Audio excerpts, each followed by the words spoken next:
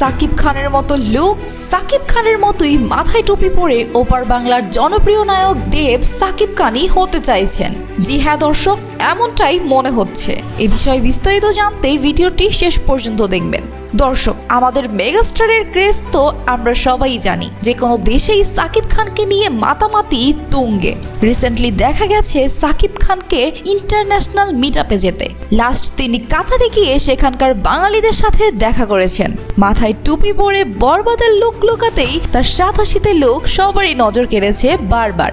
তবে এইবার আমাদের সাকিব খানকে নকল করে ধরা পড়লেন ওপার বাংলার জনপ্রিয় নায়ক দেব। তিনিও তার খাদানের প্রমোশনে যাচ্ছেন দুবাই, আর তাকেও দেখা যাচ্ছে মাথায় টুপি এবং পরনে সাকিবের মতোই সাদাশীতে ড্রেস আপ। অনেকেই বলছেন দেব এইবার ব্লকবাস্টার হতেই সাকিবের পথেই হাঁটছেন।